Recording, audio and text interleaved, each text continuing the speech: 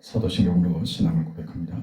나는 전능하신 아버지 하나님 천지의 창조주를 믿습니다. 나는 그의 유일하신 아들 우리 주 예수 그리스도를 믿습니다.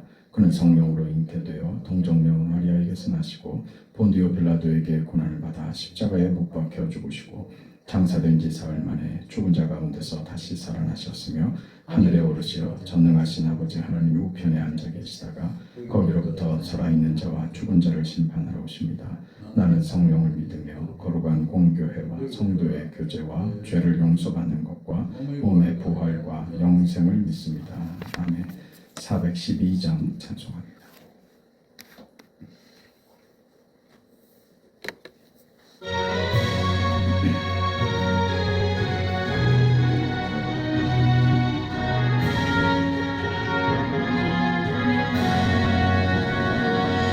내 영혼의 깊이 깊은 데서 맑은 가락이 울려나네.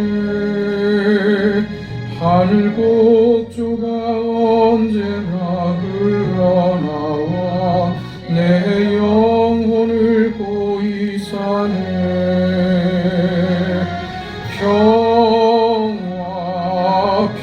평화로다 하늘 위에서 내려오네.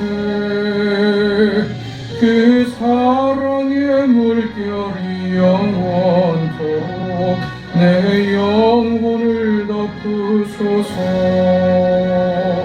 내 마음속에 솟아난 이 평화는 깊이 묻힌 보배로다. 나의 보화를 캐내어 가져갈 자 그 아무도 없으리라.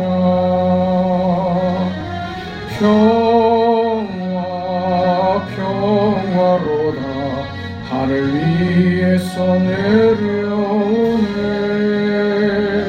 그 사랑의 물결이 영원토록 내 영혼을 덮으소서. 내 영혼의 평화가 넘쳐남은 주의 축복을 받음이라.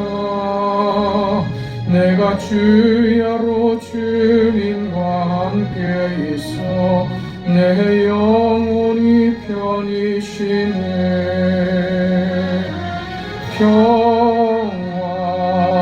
평화로다 하늘 위에서 내려오네. 그 사랑의 물결이 영원토록 내 영혼을 덮으소서. 이 땅 위에 험한 길 가는 동안 참된 평화가 어디 있나. 우리 모두 다 예수를 친구 삼아 참 평화를 누리겠네.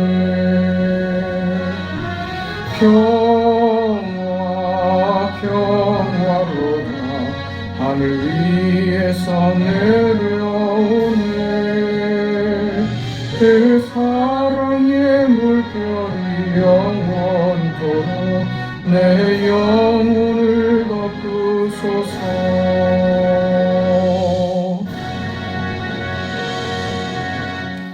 우리 하나님의 말씀 사사기 21장 25절 한 절 말씀입니다.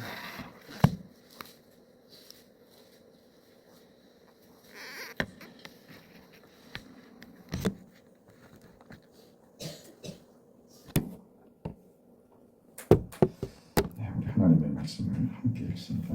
그때에 이스라엘의 왕이 없으므로 사람이 각기 자기의 소견에 오른 대로 행하였더라. 아멘.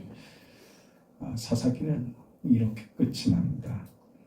그때 이스라엘의 왕이 없으므로 사람이 각기 자기 소견에 오른 대로 행하였더라.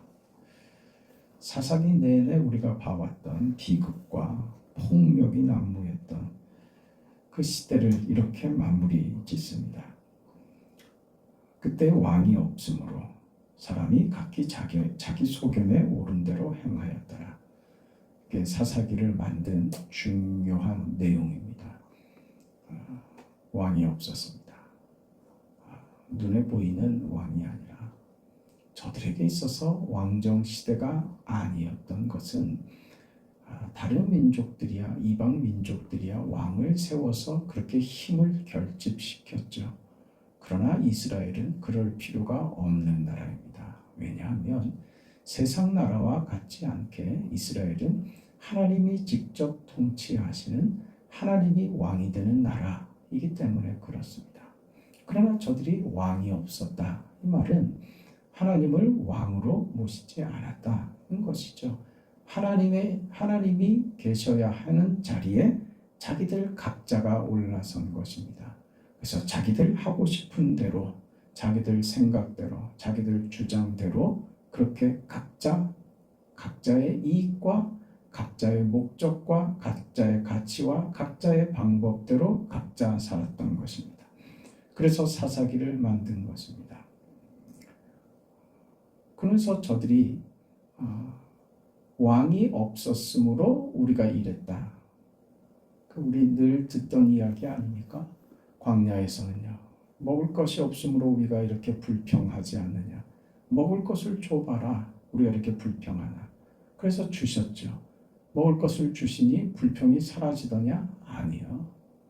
그게 근본적인 원인이 아니라는 것만 확인되죠. 우리 인생은 늘 그렇습니다. 늘 뭘 요구해요? 환경을 바꿔달라고. 내 인생의 조건을 바꿔달라고. 그러면 나 잘할 수 있다고. 내가 지금 이렇게 하는 거 하나님 안 바꿔주시니까 내가 이러는 것 아닙니까? 우리 늘 하나님 앞에 하소연하고 부르짖고 비명 지르는 내용들이 다 이거 아닙니까? 바꿔달라고. 제발 바꿔달라고. 그래서 바꿔지더냐 말이죠. 지금 그 얘기입니다. 사상이 내내 저들이 만든 폭력과 비극은 하나님을 하나님 자리에 놓지 않고 자신들의 삶을 자신들이 원하는 방식으로 만들어간 시대였기 때문에 이런 비극을 만들고야 말았던 것입니다. 저들이 말하는 대로 왕이 있었으면 그럼 나아졌을까요? 아니죠. 우리는 이 성경 계시가 다 완성된 이후에 이 내용을 보기 때문에 성경 계시를 통해서 이미 모든 것을 다 보고 알고 있습니다. 하나님께서 사울을 왕으로 세우죠. 사사기 바로 다음에 벌어지는 일입니다. 사울이 왕이 되고 이어서 다윗이 왕이 됩니다. 여러 왕조들이 등장을 하고 그러다 남북 왕조로 나뉩니다. 그 왕정 시대는 뭐가 더 낫습니까? 아니요. 사사 시대와 나을 것 없는 역사를 이어가다가 결국 망하고 맙니다. 그러니 결국 무슨 말이냐? 왕이 없어서 그랬다는 말은 변명이 될 수가 없다는 것입니다. 왕이 없으므로 사사시대가 됐다. 여기에는 훨씬 더 많은 내용이 포함되어 있는 것입니다. 왕이 있으면 그 말이 무슨 뜻일까요? 무엇이 달랐을까요? 왕이 있다는 것은 무엇일까요? 왕이 있다는 것은 정치적으로 그 국가의 행정적으로, 사회적으로, 또 경제적으로, 군사적인 차원에서 다른 차원, 더 나은 어떤 조직이 되었겠죠. 이 왕정 시대를 요구하는 왕이 없음으로 하는 말은 다른 말로 해서 모든 힘을 각자가 갖는 것이 아닌 모든 힘을 국가 단위로 결집시키면, 그래서 나라의 힘을 세게 했으면, 국가가 동원되는 힘의 크기를 가졌으면 그럼 우리는 이렇게 실패하지 않았을 것이다. 이런 주장이죠. 그러니까 인생들은 하나님 없이 하나님을 배제한 채로 살아가는 인생들은 끊임없이 힘을 요구하지 하나님을 요구하지 않더라 하는 것을 지금 마지막에 못을 박는 것처럼 인간의 죄성과 부패함과 하나님 없이 사는 자들이 끝내 찾는 것은 그래도 힘이더라. 힘으로 망한 시대가 그래도 힘을 찾더라. 그것만 확인하고 있는 것입니다. 그 이야기에 대한 공개적인 성경의 고발인 것입니다. 지금 우리가 보는 것처럼 이스라엘의 역사는 왕정 시대에 동일하게 실패합니다. 왕이 잘하면 되고 왕이 못하면 안 되는 그런 단순한 역사를 열왕기서에 기록하고 있지 않습니다. 열왕기 내내 왕들에 대하여 쓰여진 역사적인 기록들은 누가 유다의 왕이 되어서 하나님 보시기에 정직하게 행했는지, 그의 생애를 하나님 앞에서 충성되게 보냈는지 이렇게 기록이 되지, 저들이 잘해서 나라가 흥하고 저들이 못하면 나라가 망하고 그런 기록이 없습니다. 하나님 보시기에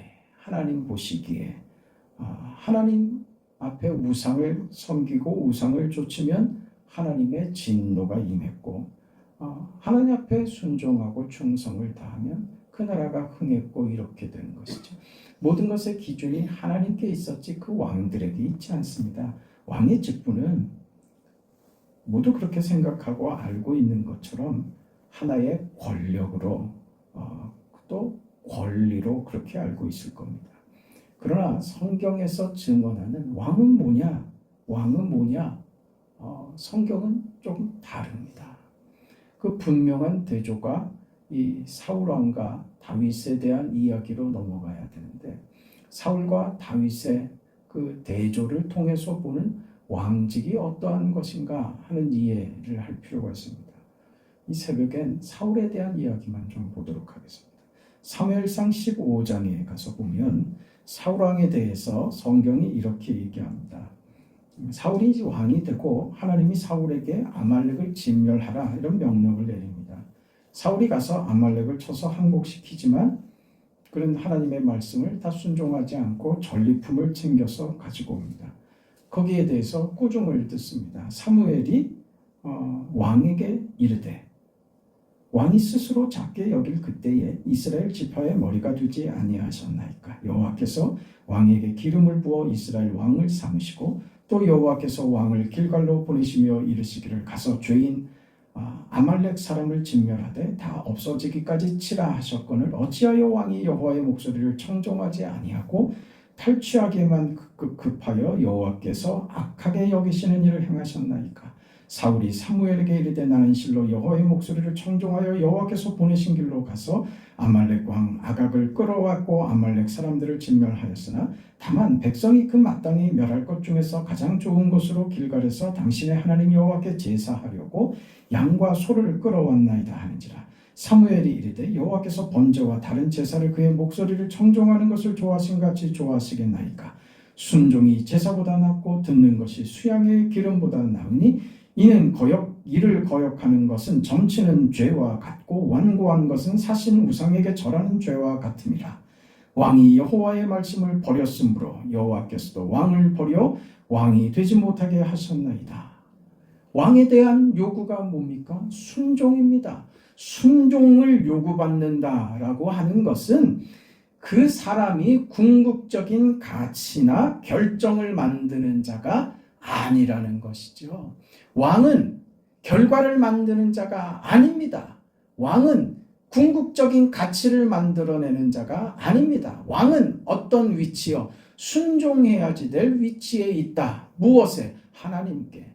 하나님께 순종하여 하나님이 내리시는 복과 은혜를 백성에게 전하는 통로인 것이다.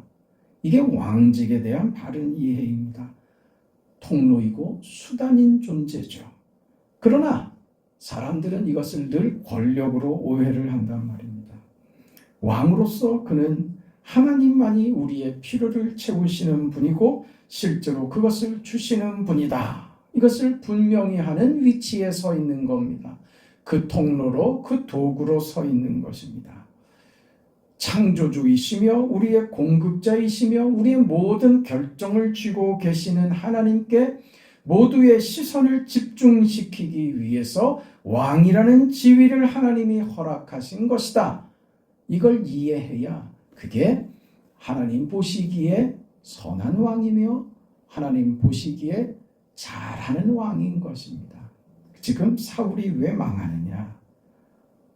그는 그 하나님을 드러내는 통로로서 그런 도구로서의 역할로 생각하지 못했습니다.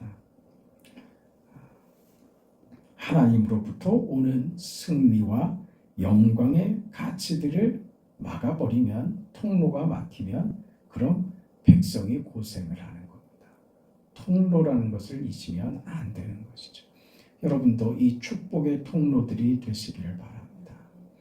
내가 잘못하면 내가 전해야 할 축복과 은혜와 복들을 내가 가로막게 된다는 사실을 놓치면 안 된다고요. 사울이 왜 축복의 통로를 가로막아서 백성이 괴롭게 됐을까요? 그는 하나님을 두려워하기보다 백성을 더 두려워합니다. 백성을 더 두려워해요. 그 24절에 가보면 사울이 사무엘에게 이르되 내가 범죄하였나이다. 내가 여호와의 명령과 당신의 말씀을 어긴 것은 내가 백성을 두려워하여 그들의 말을 청종하였음이니이다. 백성이 두려웠다고요. 백성이 왜 두려웠겠습니까? 자신의 왕직, 그 권력이, 그 힘이 어디에서 나온다고? 백성들이 주는 것이라고 오해했던 것입니다. 그래서 그는 하나님도 백성이 두려워 하나님도 그에게는 수단으로 전락돼 버린 겁니다. 이게 결정적인 문제였던 것입니다. 자신이 무슨 죄를 짓고 있는지, 무슨 잘못을 했는지도 모르고 이런 짓을 했던 것이죠. 그래서 선지자에게 이 말을 듣는 거 아닙니까? 순종이 제사보다 낫다, 이 말이죠.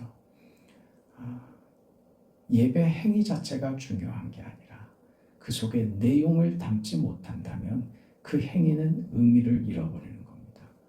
우리는 형식과 내용을 모두 다 중요하게 생각합니다. 그러나 더 중요한 것은 내용입니다.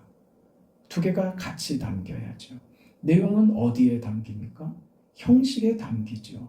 그릇이 있어야죠. 그릇이 있어야 내용을 담죠. 말하자면 예배를 드리는 이런 것은 형식입니다. 그릇입니다. 거기에 내용은 무엇입니까? 우리 마음이죠.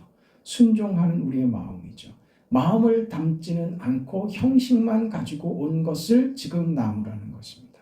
너는 내용을 중하게 여기시는 하나님 앞에 그릇만 가지고 와서 할 바를 다 했다고 우기는구나. 순종이 제사보다 낫다.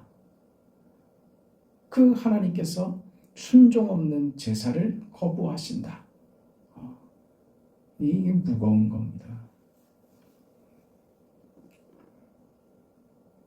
늘 이 본문을 대할 때마다 생각나는 일이 있어서 제가 오래전에 사역하던 곳이었습니다. 예배를 드리면 가장 앞줄 딱 기둥이 가운데 있었는데 기둥 바로 옆에 넉넉한 자리가 한 자리가 있었습니다. 그 자리에 늘 그 교회 장로님이 그 기둥 옆에 꼭 앉으세요. 아무도 그 자리에 못 앉습니다. 그분만 앉는 자리입니다. 넉넉한 자리입니다. 앞에 물 한 잔 떠놓고 그 수첩 딱 열어놓고 우리 예배를 드립니다. 찬송할 때 딴짓합니다. 찬송하는데 자기는 다른 거 보고 있습니다.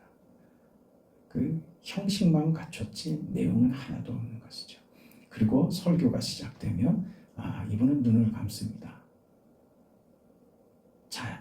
눈을 감으니 졸리니까 자죠. 그런데 들리는 소리는 또 듣지요. 이렇게 잠을 자다가 어쩌다 한 번씩 눈을 뜹니다. 그리고 수첩에 메모를 합니다. 수첩에 뭘 메모하는지 아세요? 나중에 알았죠. 뭘 메모하는지. 자기가 이해하고 있는 내용과 뭐가 다르면 그거 탁 메모합니다. 전체적인 맥락은 상관없습니다.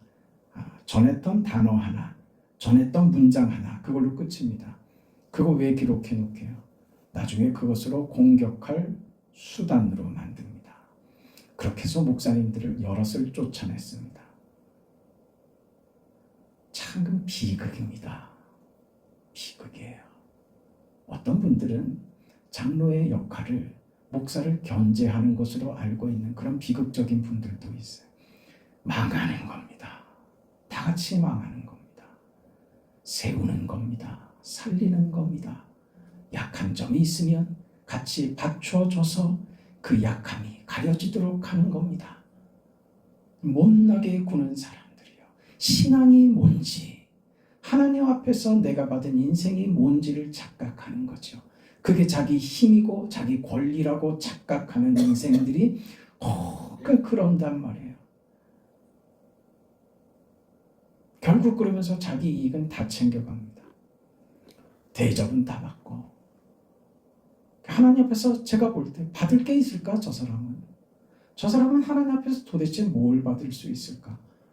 저렇게 자기가 다 받아서 누려버리고, 저렇게 교회 안에서 교회에 불필요한 행동들을 하고, 교회에 자꾸 긴장을 조성하고, 교회를 자꾸 목사와 대적 관계를 만드는 대치점에 늘 서서 목사를 괴롭히는 저분에게 무슨 결과가 있을까? 사람이 그 생각을 가지고 있으면요, 늘 그런 행동밖에 안 하고 그것밖에 눈에 안 보입니다. 예배는 하나님을 만나는 임재의 경험이 있어야 하는 자리입니다. 성령 하나님, 이 죄인을, 이 불쌍하고 나약한 자를 불쌍히 여겨주시고 말씀하여 주셔서 제게 은혜를 주세요. 은혜 없이는 살 수가 없는 존재입니다. 저는 제 것으로는 존재할 수가 없습니다. 저는 부족한 자입니다. 저는 가만히 두면 망할 자입니다. 하나님, 저를 꼭 붙들어 주세요. 오늘도 은혜를 주시고 깨달음을 주시옵소서. 종이 순종하겠습니다. 그게 제사 드리는 자의, 성도의 마땅한 자세인 거예요.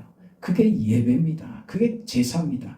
이게 빠진 형식만 남아있는 것을 하나님이 역겨워하신다고 토해버리겠다, 이렇게까지 나오시는 거 아닙니까?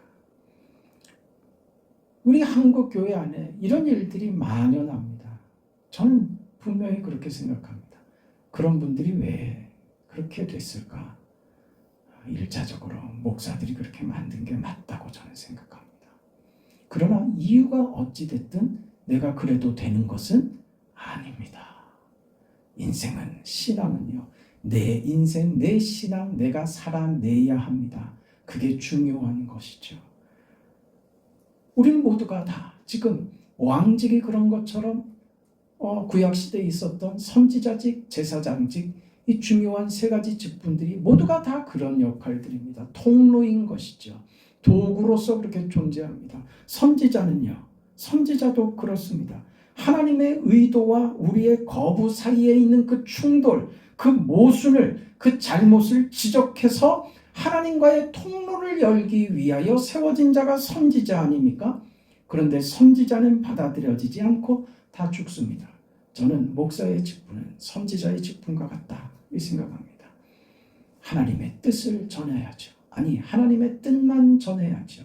그것이 성도들에게 듣기 좋은 소리든 마음에 걸리는 소리든 그건 상관할 바가 아닙니다. 오직 하나님의 뜻만 전할 뿐이죠. 하나님의 뜻을 전할 때 성경 계시 속에 담겨있는 모든 내용이 그러하듯이, 역사상의 모든 경우들이 그러하듯이 대접받지 못한다는 것을 압니다. 별로 반가워하지 않는다는 것을 압니다. 그건 저도 마찬가지고 우리 모두가 기본적으로 가지고 있는 죄성 때문에 그렇습니다. 본성적으로 우리는 죄성이 발동을 하지 선한 마음으로 자극되고 반응하지 않습니다. 그건 나중에 깨달아서 뒤에 쫓아오는 것이죠. 그래 늘 실수하죠. 그래 늘 나중에 후회하고 회개하고 돌이키고 그렇죠. 제사장직도 선지자직도 왕직도 다 그렇게 하는 것입니다. 그저 옳은 소리 한다고 다 되는 것 아니고 그 통로로서의 역할을 제대로 하는 것이 중요합니다. 여러분 인생도 내가 성도된 자로서 나의 직분 속에서 하나님의 통로가 되는 그 삶의 그 역할에 내가 하나님 앞에 귀하게 바르게 서 있지 않으면 우리는 하나님의 축복과 하나님의 역사와 하나님의 은혜와 하나님의 하시는 일을 가로막고 있는 자가 되어버릴 수도 있다고 하는 사실을, 그걸 잊으면 안 됩니다. 내가 저 인간 때문에 교회 안 나가잖아. 그런 소리를 듣는다니까요. 그런 소리를 직접 듣는다니까요. 남편이 자기에게 하는 행동을 아는데 내가 교회 갈 마음이 생기겠냐고 이 말을 하는데 이걸 어쩌겠냐 말이에요. 속이 뒤집어지죠. 도대체 왜 그러냐 말이에요. 우리는 신앙을 교회 와서 예배드리는 것이 신앙인 줄로 그렇게 착각하더란 말이에요. 신앙은요, 삶으로 내용이 채워지는 것이지 그저 예배드리는 걸로, 그저 하나님 앞에 기도하는 걸로 때워지는 게 아니란 말입니다. 기도할 이유, 예배할 이유는 삶으로 내용을 만들라고 예배하고 기도하는 겁니다. 채워지지 않는 내용을 가지고 예배한다고 기도한다고 받아들여지겠냐 이거예요. 한 주간 삶에서 몸부림치고 고민하고 비명을 지르고 하나님, 이게 이렇게 안 될 줄 몰랐습니다. 내가 이렇게 못나고 내가 이렇게 폭력적이고 내가 이렇게 못난 줄 몰랐습니다. 하나님, 하나님의 은혜가 필요합니다 하고 우리는 예배 시간에 와서 그것 때문에 몸부림쳐야 되는 거예요. 환경을 바꿔달라고 몸부림치지 말고 나를 바꿔달라고, 내 인생을 변화시켜 달라고 몸부림쳐야 되는 거예요. 불쑥불쑥 올라오는 이 화와 이 못난 말입니다. 왜 내 속에 사랑을 이야기는 하는데 사랑이 내 속에, 내 삶 속에 전해지지는 않을까요? 이것이 하나님, 내가 죽을 만큼 괴로운 오늘의 고민입니다. 제발 그러자 이거죠. 그 기도에 왜 하나님이 응답을 안 하시겠어요? 하나님 믿음으로 살고 싶은데 이게 이렇게 아니 됩니다. 이렇게 힘이 됩니다. 하나님 좀 도와주세요. 왜 그 기도에 하나님이 응답을 안 하시겠어요? 환경 바꿔달라고 이게 안 되니 내가 안 된다고 맨날 그 기도하고 있으니 무슨 기도가 응답되겠냐고요. 먼저 그의 나라와 그의 의를 구하라. 그리하면 이 모든 것을 너에게 더하시리라. 그 말씀을 이해를 하셔야 됩니다. 하나님을 찾고 내 인생의 모자람이 무엇인지, 내게 정말 필요한 것이 무엇인지를 알아서 그것을 구하는 자에게 구하지 않는 것까지 하나님이 허락하시는 겁니다. 왜요? 그것을 쓸 자격과 그것을 사용할 수 있는 믿음이 확인됐기 때문에 구하지 않아도 허락하시는 겁니다. 우리는 엉뚱한 거 구하죠. 내가 먼저 되어야 하는 것은 구하지 않고 눈에 보이는 것, 세상적인 조건과 환경만 바꿔달라고 구하죠. 하나님은 그거 아니다. 너 그거 주면 너 엉뚱하겠어. 너 그것 때문에 겨우 이 정도 하는 거야. 그게 널 이 정도 붙잡고 있는 거야. 하나님 그러신다고요. 그러니 하나님, 그러면 날 바꿔주세요. 내 마음에 이것이 기쁨으로 할 수 있는 그런 마음, 그런 믿음 하나님 허락해 주세요.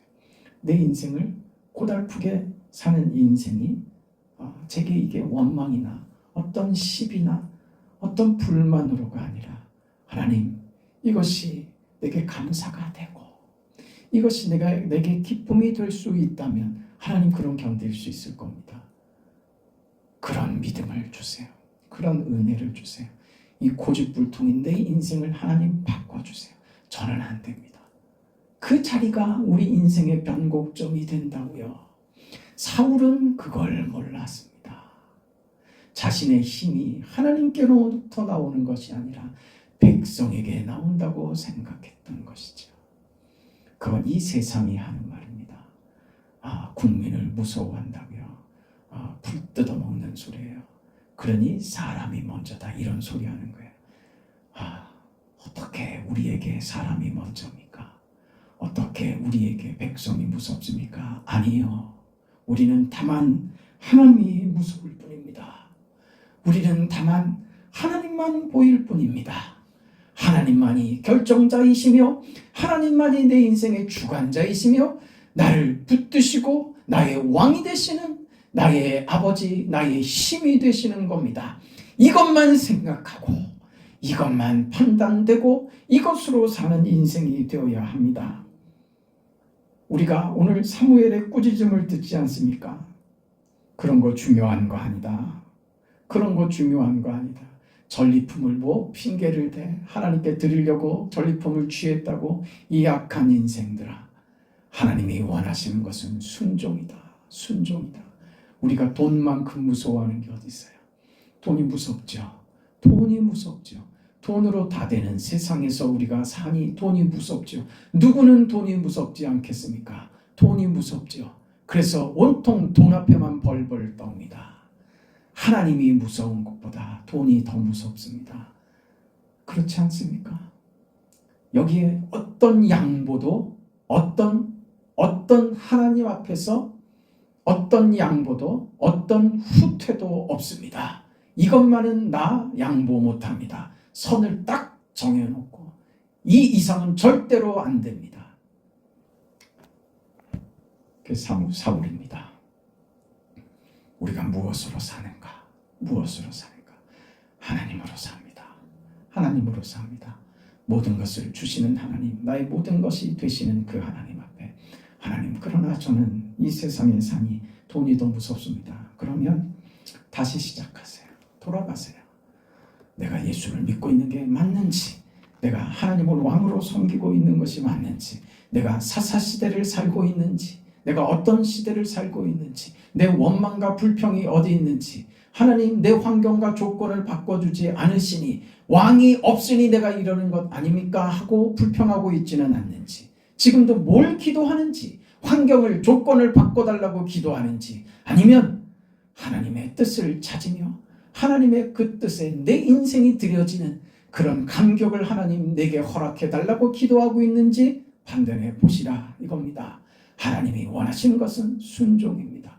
참다운 순종이 우리에게 있을 때, 그때 우리는 믿는 자의 참된 감격과 기쁨과 희열과 하나님이 주시는 생명과 영광을 경험하게 될 것입니다.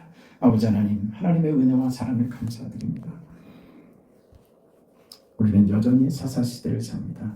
권력이 폭력이 되고 이 폭력 시대에 두려워하며, 지금은 돈이 폭력이 되고 권력이 되어서 돈 앞에 쩔쩔매며 두려워하며 공포감을 느끼며 돈 없이 안 된다고, 우리도 여전히 돈의 그 힘 앞에 그래도 돈이 있어야 사람 구실하며 살지, 돈이 있어야 염려 안 하며 살지, 그렇게 돈에 매여 있는 것을 아무렇지도 않게 말하고 아무렇지도 않게 생각하고 그렇게 살아가고 있는 우리의 모습은 아닙니까?